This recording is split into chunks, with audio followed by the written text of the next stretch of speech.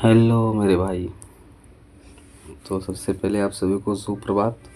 तो कैसे हैं आप सभी? उम्मीद है कि आप सभी अच्छे ही होंगे। तो आज हम बात करने वाले हैं प्राचीन भारत के इतिहास के वैदिक काल के बारे में। तो वैदिक काल का समय काल था 1500 से 600 ईसा पूर्व। चलिए प्रश्नों की तरफ चलते हैं मेरे भाई। तो प्रश्न नंबर 1 है, वैदिक आर्यों को निम्न में से किस फसल का ज्ञान नहीं था? गेहूँ, सरसों, चावल या तंबाकू? तो हमारा आंसर होगा तंबाकू। चलिए प्रश्न नंबर 2 की तरफ चलते हैं। प्रश्न नंबर 2 कह रहा है, सत्यमेव जयते निम्न में से किस उपनिषद से लिया गया है? कंठ उपनिषद, ईश उपनिषद, मुंडकोपनिषद, बृहदारण्यक उपनिषद? तो हमारा आंसर होगा मुंडको उपनिषद। चलिए प्रश्न नंबर 3 की तरफ चलते हैं मेरे भाई। प्रश्न नंबर 3 है, निम्न में से कौन सा संगीत का प्राचीन ग्रंथ है? संगीत का प्राचीन ग्रंथ कौन सा है?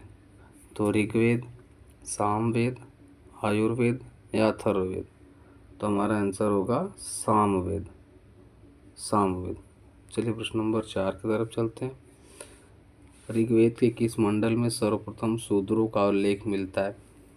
प्रथम, द्वितीय, दसम या सप्तम? तो हमारा आंसर होगा दसम। ऋग्वेद के दसम मंडल में शूद्रों का उल्लेख मिलता है। चलिए अगले प्रश्न की तरफ चलते हैं मेरे भाई। प्रश्न नंबर 5, वैदिक काल में किस देवता को पुरंदर के नाम से जाना जाता था? वरुण, अग्नि, मारुति या इंद्र? तो हमारा आंसर होगा इंद्र। यानी इंद्र को वैदिक काल में इंद्र देवता को वैदिक काल में पुरंदर के नाम से जाना जाता था। चलिए अगले प्रश्न की तरफ चलते हैं। शूल व सूत्र का संबंध निम्न में से किस विषय से है? व्याकरण, काव्य रचना, ज्यामिति या खगोल? तो शूल व सूत्र का संबंध ज्यामिति से है।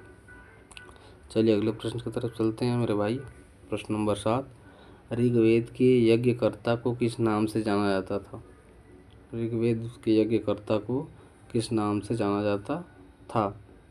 ब्रह्मा, विष्णु, होत्री या गायत्री? तो हमारा आंसर हो जाएगा, ऋग्वेद के यज्ञकर्ता को होत्री नाम से जाना जाता था। चलिए अगले प्रश्न की तरफ चलते हैं। प्रश्न नंबर 8, ऋग्वेद का कौन सा मंडल, यहाँ मॉडल नहीं मंडल रहेगा, कौन सा मंडल सोम को समर्पित है? ऋग्वेद का कौन सा मंडल सोम को समर्पित है? 9वां, 7वां, 8वां या 10वां? तो हमारा आंसर होगा 9वां। ऋग्वेद का 9वां मंडल जो है वो सोम को समर्पित है। चलिए प्रश्न नंबर 9 की तरफ चलते हैं मेरे भाई। दास यज्ञ युद्ध निम्न में से किस नदी के तट पर हुआ था? दास यज्ञ युद्ध, दास यज्ञ नहीं मेरे भाई, दास राज्ञ होगा यहाँ पे, यज्ञ नहीं, यहाँ राज्ञ होगा। तो दास राज्ञ युद्ध निम्न में से किस नदी के तट पर हुआ था? तो हमारे आंसर है सिंधु, परुड़ी, कावेरी या गंगा? तो हमारा आंसर हो जाएगा पारुड़ी। दास राज्ञ युद्ध पारुड़ी नदी के तट पर हुआ था। चलिए अगले प्रश्न की तरफ चलते हैं। वैदिक काल में निष्क का प्रयोग किसके लिए किया जाता था? गाय के लिए, मिट्टी के बर्तन के लिए, चांदी के सिक्के के लिए या स्वर्ण आभूषण के लिए?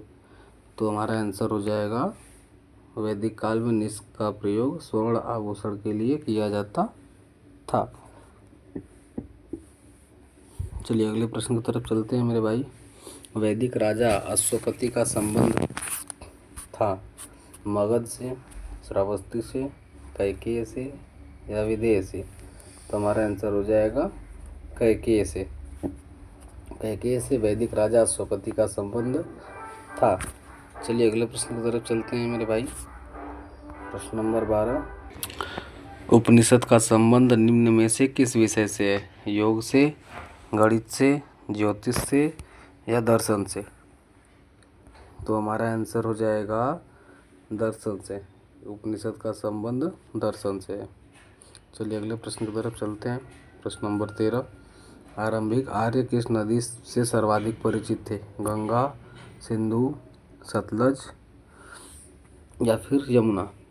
तो हमारा आंसर हो जाएगा आरंभिक आर्य जो थे वो सिंधु नदी से परिचित थे। चलिए अगले प्रश्न की तरफ चलते हैं मेरे भाई।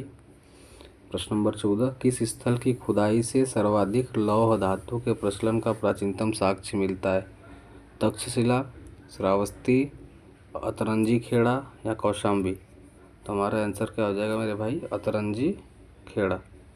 चलिए अगले प्रश्न की तरफ चलते हैं।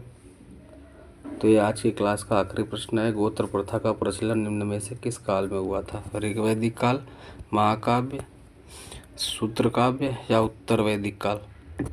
तो इस प्रश्न का उत्तर आप लोग कमेंट बॉक्स में दीजिएगा।